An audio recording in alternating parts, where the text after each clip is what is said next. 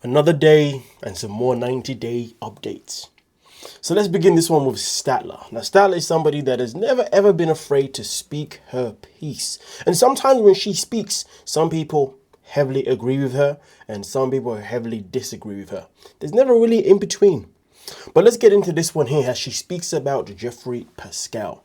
I find it deeply disturbing that Jeffrey Pascal was even allowed to appear on 90 Day Fiance. It is very clear that the casting people at Sharp Entertainment knew as they supposedly do background checks. The other thing that I find deeply disturbing is that once this kind of thing is out in the open, they say nothing. They make zero public statement time and time again. Cast members have been found out to say racist, misogynistic and abusive things and continue to recast without so much as a word from 90 Day. Now, to be fair, this is something that a lot of people have addressed over the years when it comes to 90 Day Fiancé, when it comes to them vetting the people they put on the show. But as we know from our own assumptions, it is clear that they only like to vet people or to cast people that they know is going to be problematic. And most importantly, they know is going to be more likely to be desperate enough to want to appear the show and look as stupid as hell. But let's call it what it is. Everybody knows that when you go to reality TV, the editing will never ever be by your side. Okay, the editing is always going to be against you because it's all about entertaining the public and keeping us stuck in this rabbit hole of trash TV that just makes us feel better about our own life. But of course, really and truly, TLC should be doing better. But at the same time, though, I've always said that when you bring people like these who are problematic, who are train wrecks, who have ridiculous track records, whether it's a criminal record, racist record, you know what I mean, okay? Anything that is horrible. One of the things that I always feel like is the benefit of these people being on screen is that it not only just educates us, but also reminds us that there are still people in this world who are like them. So therefore allows our awareness to actually never drop. Because sometimes when we are not exposed to certain things for such a long time, we sometimes assume that maybe this problem has gone, or maybe this type of person doesn't exist anymore, or maybe this person isn't even around us.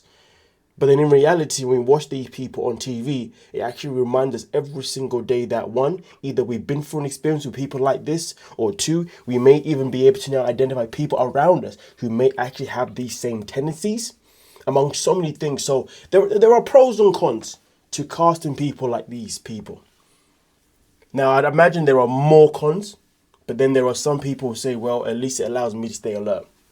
Just playing devil's advocate there. But Statler also goes on and says they could and should make a statement regarding Jeffrey's abuse and their casting choice. TLC was once considered a learning channel.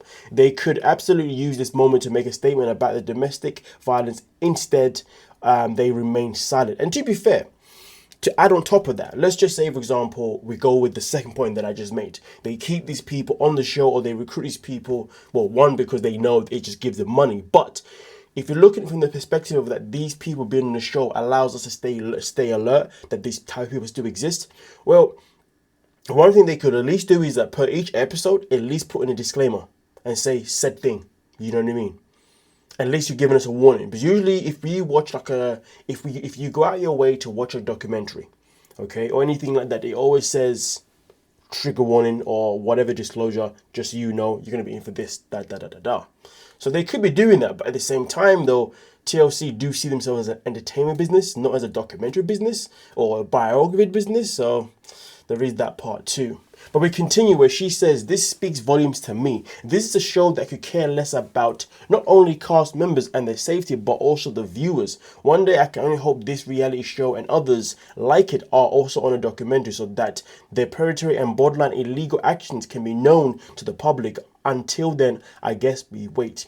I mean, listen, can it be a harm to us, the public? Well, this goes back to the point that I'm making, right? It can be harmful. It can be harmful in a triggering way, but it can also not be harmful in a way that it triggers to remember that people like this do exist. Again, I'm not here advocating for TLC. I'm not here even defending them in any shape or form. I'm just trying to play. I know I am playing devil's advocate by saying, but this is the other side of the coin. But like I said before, there are definitely more cons to casting people like these on the show, without a shadow of a doubt. But I'm not going to ignore the pros. So for me, myself in particular, when I watch the show, and I see people like these people who are problematic, and then see these people then find out that even after the show they have these records. For me, I appreciate it because it means it allows me to not live in this bubble where I think that everything is getting better, or people like this don't exist anymore. I'll give you a simple example. One of the things I've learned many things from covering 90 Day Fiance, but one of the major things that I've learned from covering 90 Day Fiance, not necessarily from the episodes, but from cast members that I've spoken to, or other viewers who I've spoken to, is that the racism that people go through in America is not the same as the racism that people go through in the UK. Because I've had times when people reached out and said to me, hey, I don't think you understand the premise of what just happened here. The microaggression in this and that and the other. So that's why when you bring in people who do things like these, it's good for me, because where I don't live in America, nor do I live in some of the other countries that we witness on 90 Day Fiance from these people, it's educating me and not allowing me to stay naive to believe that, oh, this is the only type of racism that exists because this is the one that I've been through. Meanwhile, there is plenty others. But then even away from racism, there's other things that I've learned, regarding obviously how women can be treated from other countries, how women can be treated from whether it's the US or another foreign country. Okay. And then also on top of that, just how cultures can come together and clash for said reasons. Hell, there's been times when I've made a video and I've literally grabbed my phone and said, Google, you know what I mean? So to be fair, when you do have problematic people, especially like Katie, for example, who's new to the new season with her and her OCD and cheating, my legit most recent video, you saw me go, is OCD linked to serial cheating? Even though I knew that couldn't be true, but either way though, I would say having problematic TV on our TV screens, to be fair, can be quite educational, and it allows people like myself to not think, to not be in this naive or in this cave kind of world where I think that this is just how it is everywhere, when it's not. Everywhere is different. Everybody experiences things in very different ways. So for me personally, although I have an issue when these things happen, at the same time, I'm glad it happened, because this was a blessing in disguise for me to recognize this is something that's actually happened to people. Even when you had the whole situation with the donor dude, we was then invited to a world where we realized how dark it is for women that go into a world where they're trying to find a donor to help them have kids, but then we find out the type of men involved in that industry. It's disgusting. It's ugh. So again, it's a matter of perspective, and it's a matter of how you want to view and how you want to look at it. But with that being said, though, we're going to move on to the next one. But shout out to Statler for obviously being Statler, and as always, saying her piece. But now we're going to move on to Sophie. Now, in the most recent Tell Yourself in particular, people have noticed a difference in Sophie's appearance. Sophie had so many lip injections that her upper lip folds now. And this is a picture that is now circulating on Reddit, as well as also unedited pic. Just took a while watching the episode. Now, here's the thing that's quite interesting, though. Before this scene itself in particular, I saw a different type of image of Sophie when I was doing my reaction to it. And I was going to speak about it first, but then I thought, I'm not a woman, so maybe this is something that just happens and I'm not going to touch on it just in case, I'm in the wrong. But this is the image that I was going to originally actually comment on, was earlier on in the episode where Sophie's obviously getting her makeup done. I did find it interesting that her top lip there had pretty much disappeared. But to be fair, the more I looked at it, I then started to realize it's probably because the makeup itself in particular had dropped down to her lip, and that's why it looks like her lip itself was starting to disappear. But also on top of that, even her head shape was looking very, very different. But again, I didn't want to comment it at the time because I was like, what the hell do I know? You know what I mean? Because who is it? And especially given the fact that it looks like it's makeup over the lip, which is quite interesting, to be fair with you. But either way though, we go back to the poster in particular. This poster made me think, okay, well, maybe something is going on with Sophie's appearance, and maybe something is changing, maybe something is going too far. And given the fact that in this one here, there is no makeup over the lip itself in particular anymore, there is now the lip gloss or lipstick or whatever there is, but yet the shadow mark here gives this moustache a look. I'm thinking, okay, clearly something's going wrong now, or she's gone too overboard with these injections, all right? And also, to be fair, I said before, the head shape is very different, which I find so weird. But either way though, let me know your thoughts regarding Sophie here. Do you think she's gone too far with the injections? And this is actually, but this is one of those things that kind of relates to what I was saying a second ago with the Statler situation.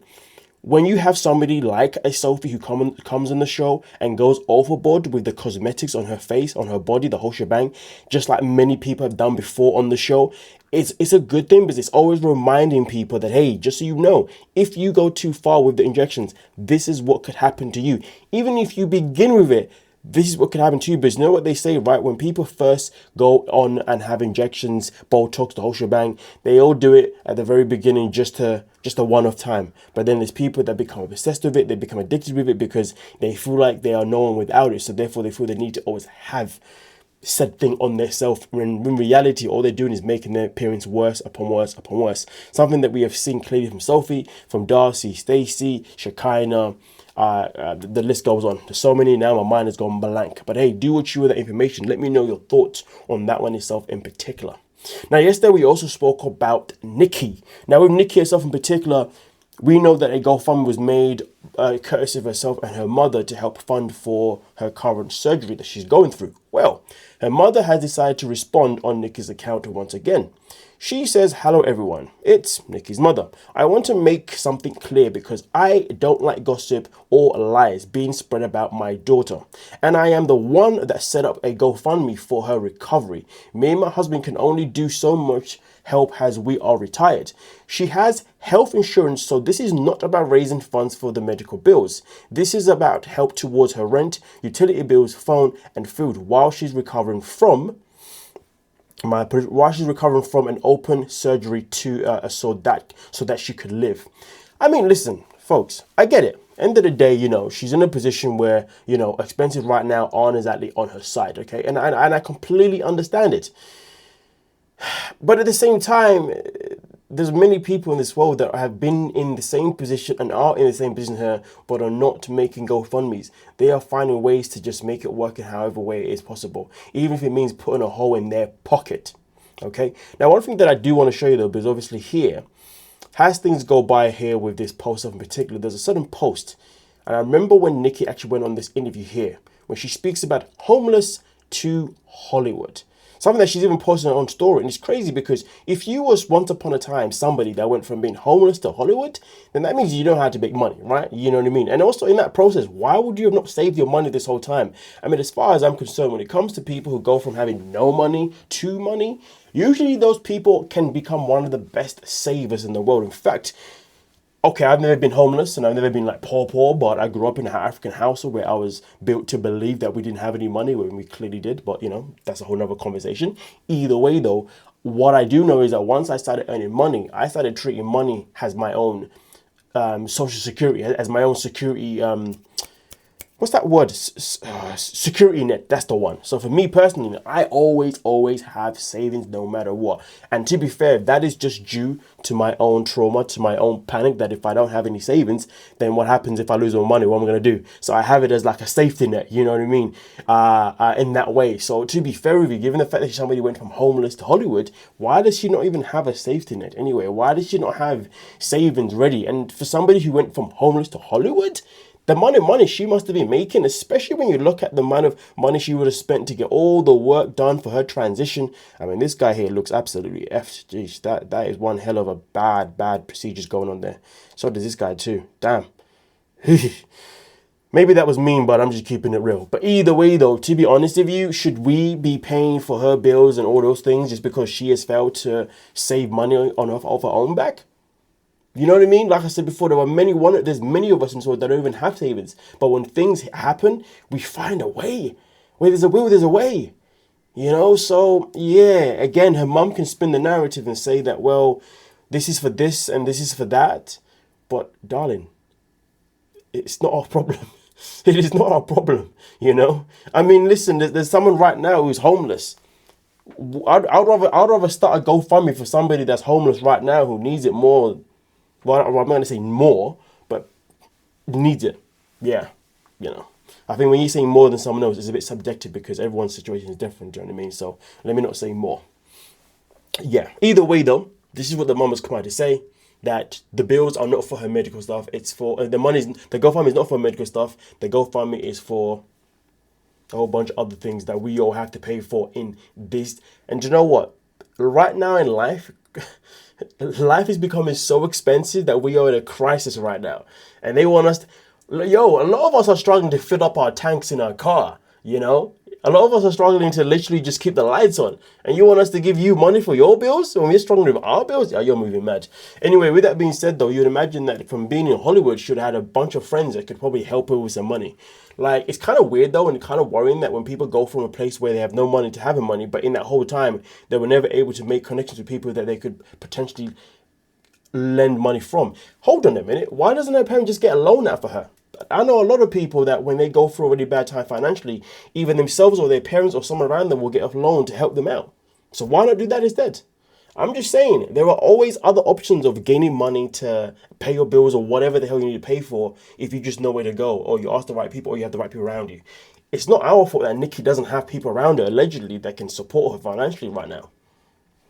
Just saying, I have no sympathy because, boy, many of us have been in this position and nobody was here to save us but ourselves. Or if there was someone to save us, it's people that actually we was nice to and they like us back. If you don't have those people in your life, then what's that got to do with me? What's that got to do with any one of us? But hey, do what you with the information, folks. If you want to go help her out and not GoFundMe, then you do you. Now, with that being said, though, the last time we spoke about Anna, remember Anna and Mursel? She came out to talk about how he had been cheating on her. Well, she has come back, and this is what she had to say. She said, I've had a lot of questions. I've had time to process, investigate, and think more clearly. This is where things stand right now. And then she says, I want to address the situation regarding my marriage because there has been a lot of speculation and assumptions online. I mean, let's be real. She's the one that created the speculations and assumptions online, not us, but okay. There has been one of the most painful experiences of my life, and I was not in a good emotional state when I first spoke about it publicly. Before everything happened, there were already behaviors that made me uncomfortable and suspicious, which is what eventually led me to look through Marcel's phone. When I found the messages, I completely fell apart emotionally. I never want to experience that kind of pain again. After investigating everything, including speaking directly with the account involved, I discovered that the account appears to have been a fake scam account and not an actual relationship or meetup situation. From everything I could find, Marcel realized the account was a scam and chose to mess with them. That does not mean it was okay. There was still inappropriate conversation with other women, and these conversations crossed boundaries and damaged trust. I also want to make something very clear. I know my worth. I know I deserve respect, honesty, loyalty, and love. I would never want my children to grow up believing it is okay to stay where someone is physically cheating or repeatedly betraying you. If I had found evidence of physical affair, this marriage would be over. I am strong, beautiful, intelligent, hardworking, and worthy of real love and respect. Marcel and I have been together for over 8 years and married for nearly 7. We love each other. We have built a life together, and neither one of us to throw our marriage away. I am choosing to try because our child, my children, and the life we have built. Life is hard, and starting over is not something I take lightly. If there is a way to heal, rebuild trust, and keep our family together, I want to try. Maybe one day this will make us stronger. For now, we are choosing to try. Marriage is complicated. Healing is complicated. Not every situation is as black as white as people on the internet would want it to be. I'm asking for kindness, respect, and privacy. We work through this together. Please remember, there are real people, real emotions, and children involved. Okay, I have a simple question. If Marcel knew that the account that was messaging him, or these accounts that were messaging that were women, were all fake scam accounts, and he chose to reply just for fun, just for bants, why did he not tell you the moment that these messages came through from these women? That's the only question that matters. Why did you not tell you at the very beginning, hey, look, these women are messaging me. And I want to just play around and message them back. Let's do it together. Let's have a little bit of fun. Why not do that? Why keep it a secret from you? Why message these alleged fake accounts, scammer accounts, secretly behind your back upon months upon months upon months? And also, let's not forget though, she said that Marcel would not invite her to certain events that she was entitled to go to, but he would never invite her because he said it was all men. But then she found out it wasn't just all men. There was also women to some of these places that he was going to as well. I haven't forgotten that piece of information. Let's just call it what it is. Anna's now backtracking. Okay, she's panicking. She's nervous. She doesn't want to lose a man. She's worried about being single. Worried about having to restart and find someone else again. Worried about just being alone. So therefore, she is literally using the kids as an excuse to why she's staying. And I cannot stand it when people use children as the reason of why they didn't leave said person. Oh, but I didn't want to have a broken home for the kids. But I thought if we stayed together, the kids would bring us together. Oh, I thought we'd have a kid together, but having a kid would make us stronger. Oh, stop it. Stop weaponizing kids, but all you're doing is ruining kids. You're damaging kids. Okay, if your relationship is not working with somebody, the best thing you can do is walk away and show your kids that when someone is not treating you the way that you deserve, it is okay to walk away rather than to stick around just because you feel like you have to. Because that is showing a sign of weakness. And that is why we end up having so many of us now as adults. A lot of us have been through this experience with our own parents, not displaying healthy relationships because they decide to either one stay in a relationship that is unhealthy, so therefore we are exposed to that. So when it comes to us finding our own relationship, it becomes challenging because we don't even know what a healthy one is. So we end up settling for so many negative things in our relations with people in the future because we think this is okay because our parents displayed this because they stayed together. You know what I mean? And then you get the parents that break up and then they actually end up having a great co-parenting system, which is a great role model for us. Great role model because it may not be a relationship you have where you're together all the time, but it still represents that at least mom and dad made a choice where they can now respect each other and treat each other much better. But of course, you also have the other side where people can be together and everything can be amazing. And you have the other side where people cannot be together and things can be a nightmare. Either way though, staying around with somebody that clearly you do not have a healthy relationship with is not good for the kids. Never has been, never will be. Leave. It's just that simple. And also on top of that, one of the other pros of leaving when somebody isn't right for you is that when you leave that person, it will really start to show the kids which parent actually cares about them more. But sometimes when you break up with somebody and you co-parent, as you get older, kids will start to recognize that, hold on a minute, when I spend time with daddy, all I do is stay at home and do nothing. But when I spend time with mommy, all I do is, when mommy takes me there, da da da da da da. In the end, you start to recognize which parent really is pulling their weight and the one that isn't pulling no weight. In fact, you start to recognize which parent that was working for brownie points and which parent was actually trying to parent you. Because I'm pretty sure everybody that's been in a relationship that has a kid and is no longer with the father or the mother, whatever, has been in that situation where one of them likes to always be the one that gives the kid everything that they want, enables the hell out of that kid because they want to be the parent the kid loves the most, while the other one is the one that's actually trying to do every single thing possible to parent their child, which therefore sometimes means the child may dislike them, but they're okay with it because they know this is for the great good. And you know what happens in that situation? When kids grow up, they realize that, hold on a minute, this parent was actually trying to do the best for me, and this parent was just trying to win bloody brownie points. So at the end of the day, Anna can come online and say that I've had time to think about things and I'm going to stay and blah, blah, blah, blah, blah. But like I said before, if these accounts were not real, why did he not approach you at the very, very beginning and say, hey, look at these stupid accounts. Let's play with them. But you didn't. He didn't do that. But hey, people will make the choice that they want to make in this world. And you know what? You do you. Okay? You do you. Now, when it comes to Kimberly right now has shown that her and Wayne are currently still together. Obviously, as per herself here on her page on the Facebook. I mean, I know she blocked me on IG, but you know I can still see your shares on Facebook, right? I'm a content creator. Where there's a will, there's a way. Anyway, with that being said, as you can see, second trip to so she came to England for a second trip for her birthday, which is fantastic for her. Before anyone asks, yes, we're still together and still happy. And oh, I'm going again in August. To be fair, August is going to be a great time. That's when the weather's at its best in the UK. So yeah, I really hope, and I don't know if Wayne's much of a hiker or an explorer, but boy, especially around the Derbyshire areas, Peak District, August time, oh boy, best times to be going for walks. Okay, I tell you tonight, even if it's not even a hike, just a long walk in the countryside. Oh, the air, the breeze. Oh, it's just amazing. You feel so alive. Yeah, or she wants to go to London as well. London's still a good place to be in August. A lovely time to be there too, but I always pick the countryside more. You know what I'm saying? Ever since I left London, you know what I mean? But either way, though, baby steps turn into a relationship. I'm happy, he's happy, and that's what matters. So she says that they are now in a relationship. Hashtag GF girlfriend. So it seems to me as if Wayne and Kimberly have definitely decided to now make everything official, which is absolutely fantastic for them too. And I really hope that this relationship for Kimberly and Wayne lasts for the long haul. But most importantly, I hope the relationship goes so well that they don't need to be back on the show.